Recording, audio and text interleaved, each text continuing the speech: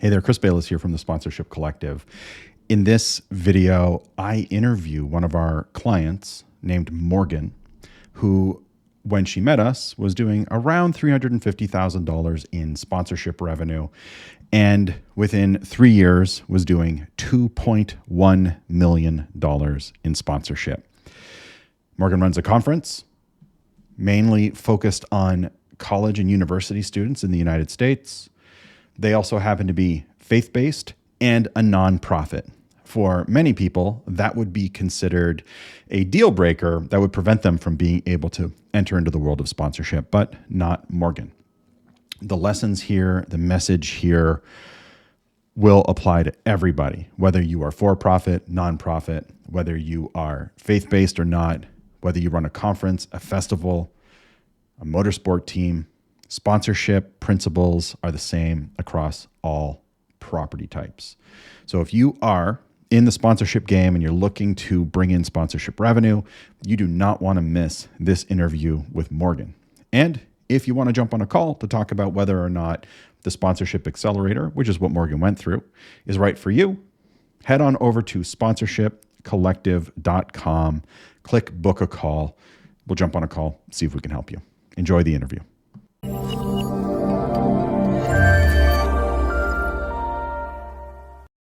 Amazing. Well, I'm super excited. I'm pumped to be here hanging out with Morgan, who is, it's safe to say that you are in the, certainly among the most successful clients that we've worked with. And you and your team have obviously done amazing things. Before we get into that, tell the good folks of the internet, there should be millions and millions of people who view this, so don't get nervous. Wishful thinking on my part. Tell us where you are, what you do, and this amazing organization that you're part of. Yes, my name is Morgan, and I currently live in Lincoln, Nebraska, and I work for Focus, which is the Fellowship of Catholic University Students. And so we serve on over 250 college campuses here in the U.S. and international. Amazing. And we send missionaries to work alongside the Newman Centers or the Catholic Centers on campus. And just encourage students to continue to keep their faith in college. And what I do specifically is I work for our sponsorships team because every year we have a conference called Seek. And this last year we just had, I think it was over 20,000 people in attendance. And so we just put that on as a way to take the students from their college campuses to this 5-day event so that they can have a deeper encounter with Christ, see other people that are living that life too, and encourage them to do the same. And so what I then do is I help bring other organizations that are wanting that same thing or in that same avenue, and put them all in a room, which we call Mission Way, and show the greater population of everything. So yeah. So I heard students. So are there students coming to the conference? Yes, so 50% of our population at Seek is it's students, and then the other 50% are our benefactors, which range probably from the age 50 and up, and then we have our missionaries who are about 4% of that number, and they range from their 20s into the mid 30s, and then we also have a subset of people that are just regular parishioners between age 35 and 50. So amazing. Yeah, but the larger population is definitely our college students. Amazing. So you're heavily skewed. Now I know why you have all this amazing audience data, because this is what we preach. Pun intended. We preach this at the Sponsorship Collective. But what I heard is you got a bunch of students. I definitely heard faith-based in there. Are you a nonprofit as well? Yes. I heard nonprofit in there and conference with 20,000 people in attendance. So here's what I hear from people all the time. Like obviously at the Sponsorship Collective, we work with all kinds of different properties, right? From motorsport to charity, faith-based, big festivals, big events, you name it, we work with them.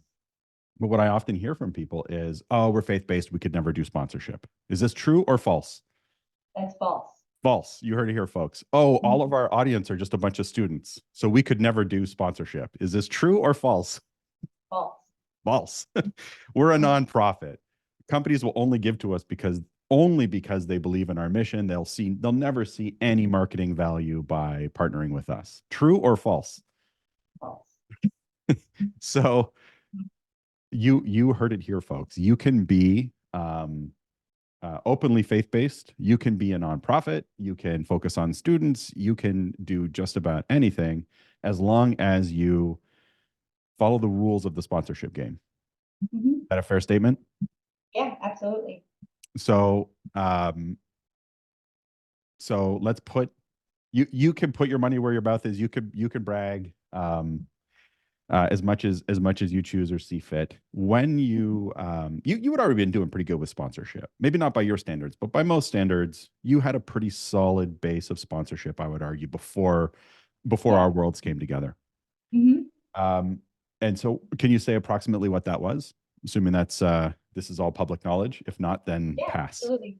Yeah, so we used to do conferences where we'd have like a smaller conference and then bigger conference. And so I think the largest amount that we've ever taken in sponsorships was around 800,000. Gotcha.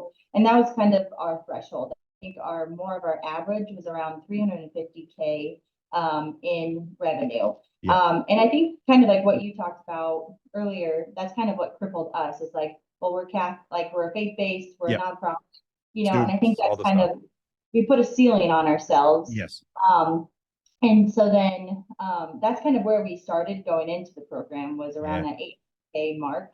Yeah. Um, and it was a brand new team because all the other people had kind of moved on to different roles and just different things like that. And so when they left, one of the guys was like, "Hey, I've always wanted to do this, but you should totally do the training with the sponsorship collective because I think it would just really help kind of launch Mm. sponsorships So for I both." owe this man a drink. Clearly, I owe this man a thank you card at the very least.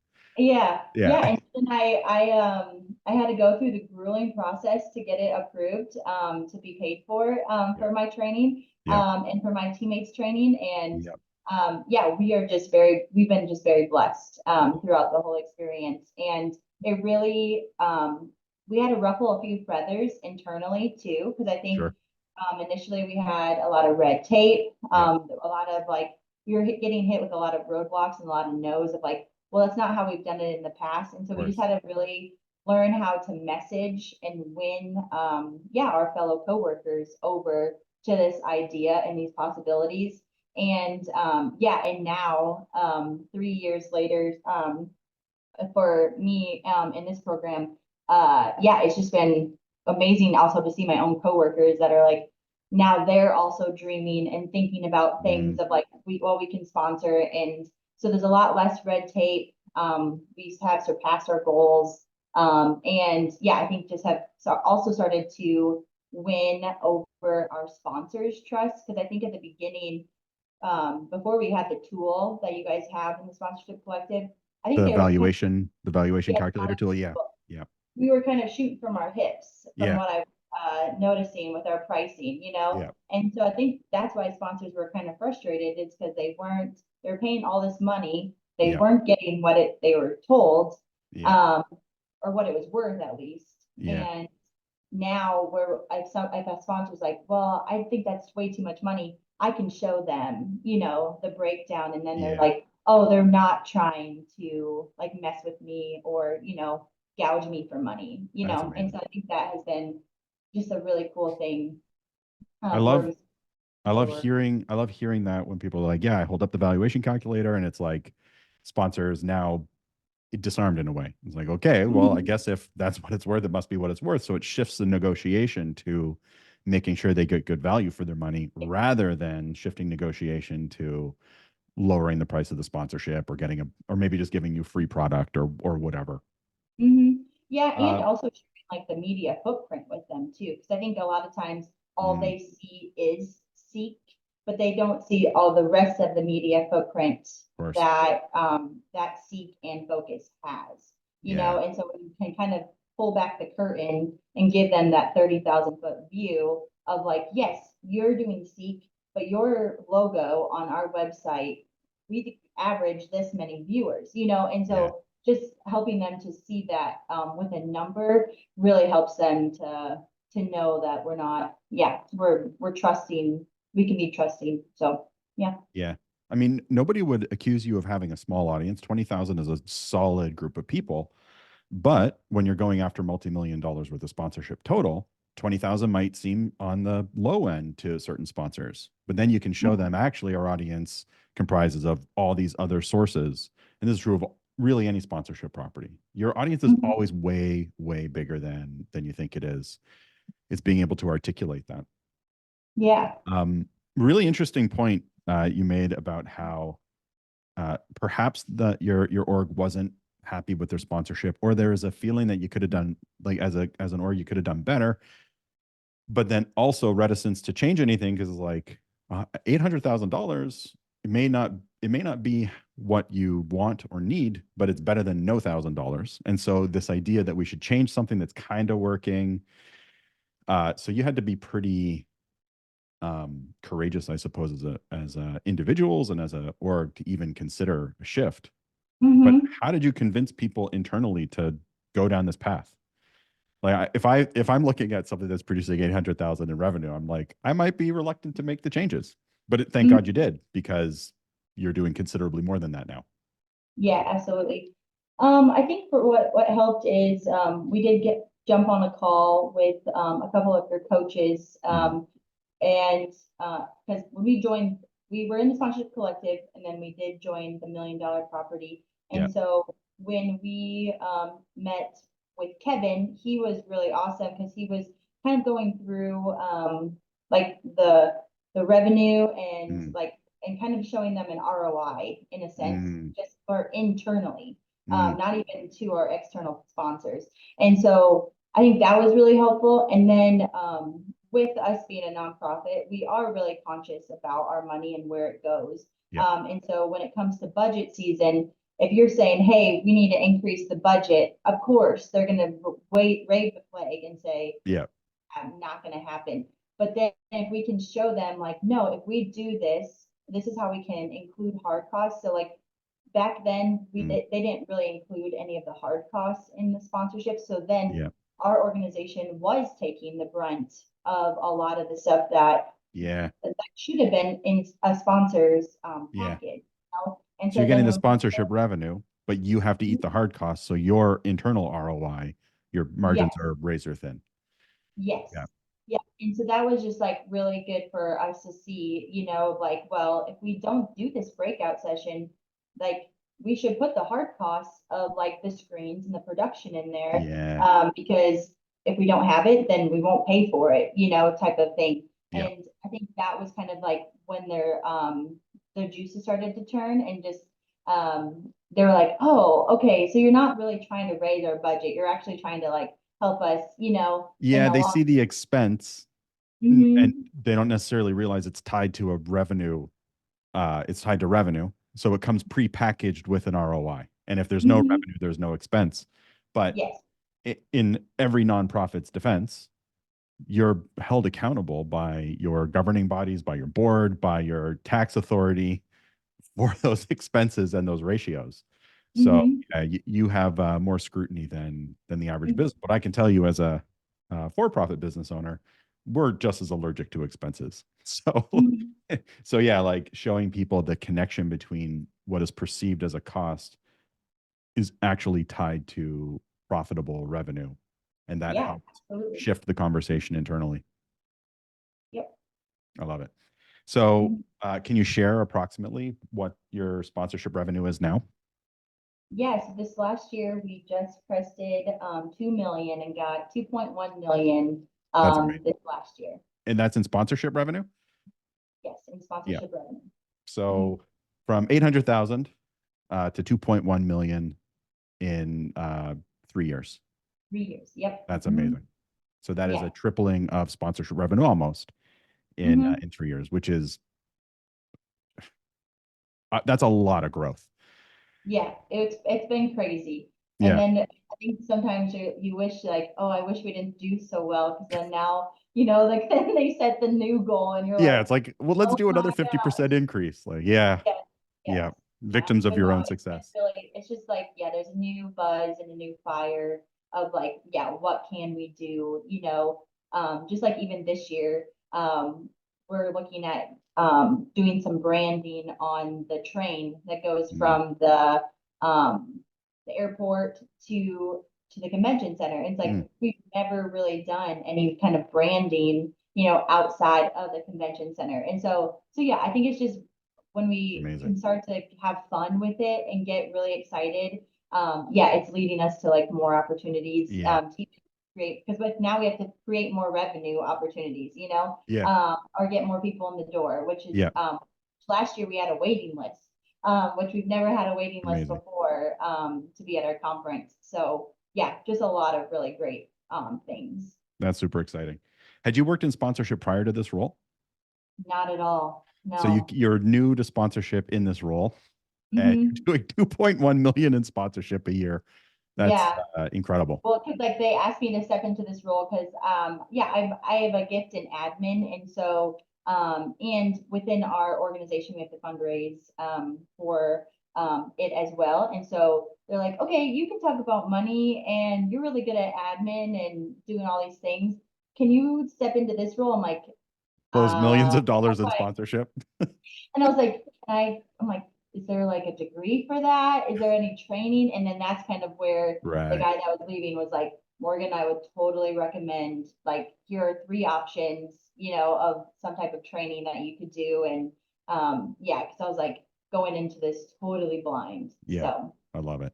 yeah. That's amazing. And I think it served you well because people come in with a lot of preconceived notions. So when you were at 800, 300 to 800,000, be honest, were you using gold, silver, bronze and like logos on everything? Are you Yep. using gold, silver, bronze now? Again, you can be honest. So we have a hybrid. Aha. Um, so we have like the standards, so we have our Yep. standard and booth, but then we have what we call our partner levels, Yep. which is then where we have the discovery calls, we Gotcha. do the a la cartes based on what they want because we So do it's have like a a lot of buy, it's almost like a minimum buy-in, right? You get the, Mhm, you kind of do the same, every conference is going to have exhibits. I just got back from a conference in San Diego on mhm, Saturday. It's like you get the bag with the stuff in it, you get the booth, you get the big booths and the small booths and the booth near the coffee. But then there's those nice customizable packages. And so you yeah, have some standardization and then some customizable based on price point. mhm, People yep, get really nervous when they hear my um, strong opinion that gold, silver, bronze is really not, it's at the very least offering nothing, at most maybe actually damaging your brand. but mhm, but it creates this fear because like, well, what do I do instead? So yeah, to the whole world watching this, what Morgan just said is what you do. Package up some stuff that everybody kind of likes, and then tailor the high ticket stuff, the more expensive, um, the more involved stuff. mhm. Love it. Yeah, and So then this year we kind of are kind of stepping out of that zone a little bit and giving some a la carte options to the packaged people too, saying like, right, if you get this package, then you can add some more a la carte options. yeah, Because we were noticing last year, we were kind of leaving some money on the table, and it's like, well, if we have a surplus of these impact sessions, we might as well kind of open the door broadly. And so we're going to test that out this year, even with our kind of like lower levels in a yeah. sense. I love that. That's brilliant. So you mentioned over 3 years. We've worked together in the Sponsorship Accelerator, which is a 90-day program, and you went through that, saw some pretty significant impact, and then you came back a period later and rejoined us for a year engagement. So we've been together for probably just over a year of those 3 years. Mhm. But you've been using these systems that you've learned through the Sponsorship Collective. And so I'm curious then, just so everybody out there knows, like you were working with us, implementing, working with us, implementing. So I'm curious, what was the hardest thing? What was the hardest part of this this 3 years of trying to implement our systems, well, successfully implementing our systems, but surely there were some painful points. Yeah, it's a great question. I mean, honestly, the hardest part was my internal stuff, Mm, like with hmm my own company, hmm was winning them over Yeah. into that.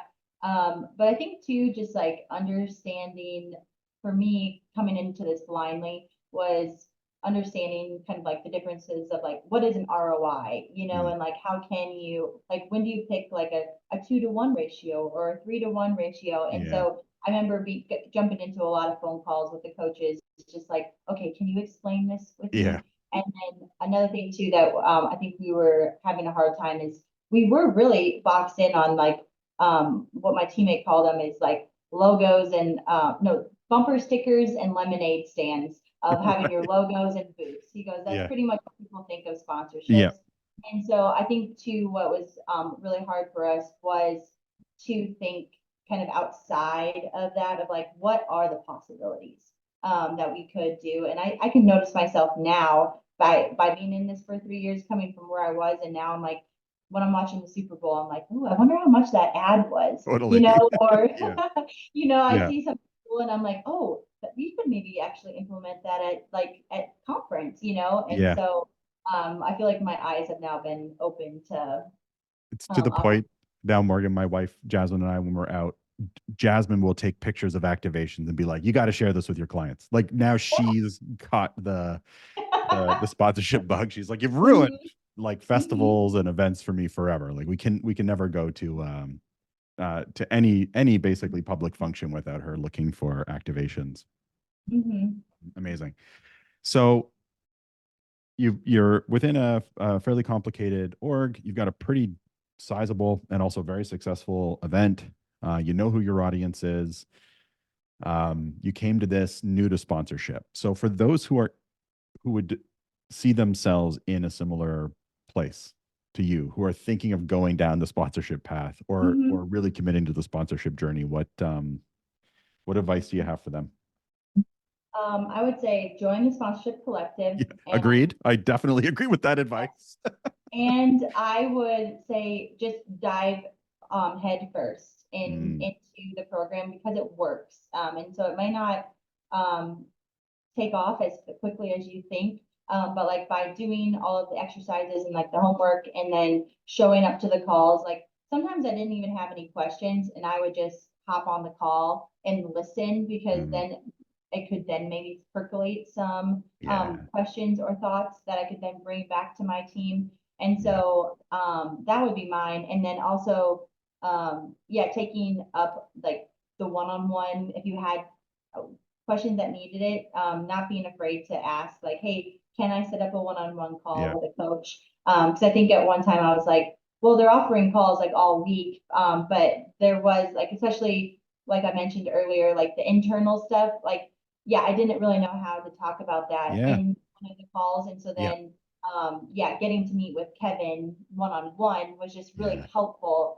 So I could actually give the whole picture and then, ask, because I really didn't want to take up the whole hour yeah, of yeah, everybody else's time. yeah, So yeah, so I think that would be my advice is just know that you can do this and yeah, if you trust the process. yeah. So That's the key. Trust the process. I always say success leaves clues. Like find those who have walked the path and who are mhm, clearly doing the work and do what they did. But your advice is really sound, right? Like go through the process, be all in. mhm, Um, we actually, it's interesting because we have an internal KPI at the sponsorship collective where we have to fill 100% of our one-on-one slots. So we tell people that are coming into our world, like we don't put a limit on our one-on-ones. And they're like, sure, you don't. I'm like, no, like we really don't. It's not like you get two and only two, so they better be good. Like we want mhm, you to bring in sponsorship revenue, period. yeah, So whatever it takes is basically the approach of the team. And we still to this day have trouble filling all the one-on-one slots because people mhm, are like, I'm good. I'm like, I'm glad you're good, but can we jump on a call and talk about it anyway? yeah, Because it's yep, like these things that you don't even know are opportunities or challenges. mhm, And so I love that advice, and I'm glad that you were able to sit down with Kevin and talk through some of the more nuanced stuff internally. Hmm. You know, I've been through many programs and engagements like ours, and I would always go to my coaches and say, like, here's my situation. What question should I be asking? It's like, if I don't know the Hmm. question, you tell me what I should be asking through your seasoned eyes. Amazing. So then, of all the wins, the last question I'll ask you, of all of the wins, the many wins that I've seen you celebrate, what's the biggest one? Like, what's the one that you look back at and you're like, I can't believe this, or this is the one that I'll be talking about for the rest of my career?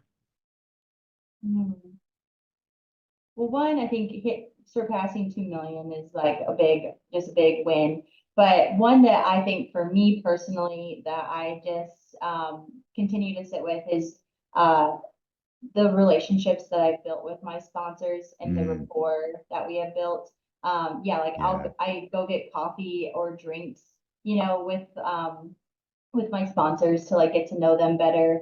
yeah, And so I think just those relationships that can come because they know that they can trust me because yeah, I'm not, like I said, like the tool did help build trust. And so I think from that, it has just built a really, really great foundation yeah, with our sponsors and with our organization where they do see themselves as friends and as like partners, in what we do and vice versa. So I would say that has been like kind of like probably the retention numbers. It's probably what I would say is like yeah, the retention of sponsors and them coming back year after year. So yeah. I love all of that. Now, you didn't say this, and I don't know this to be true, um, but many people, you didn't say this about yourself, but many people, especially those who are new to a sponsorship role, are uncomfortable with or afraid of sales because they have something in their mind. Sales equals this like aggressive, mhm. cheesy, always be closing mentality.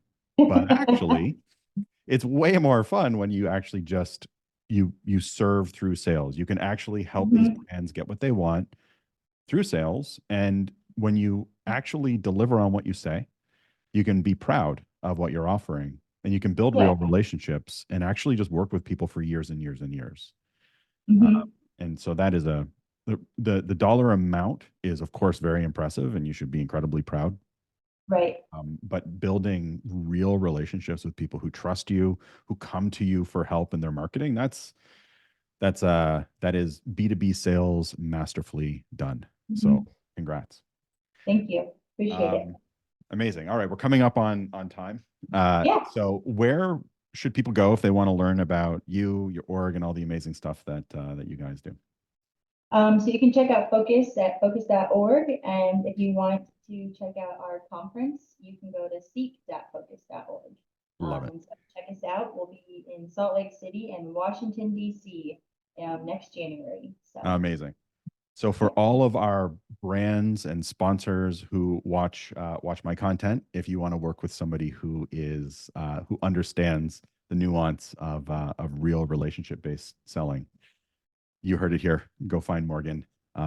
Morgan, I really appreciate it. Thanks for Yeah. Thank you, Chris.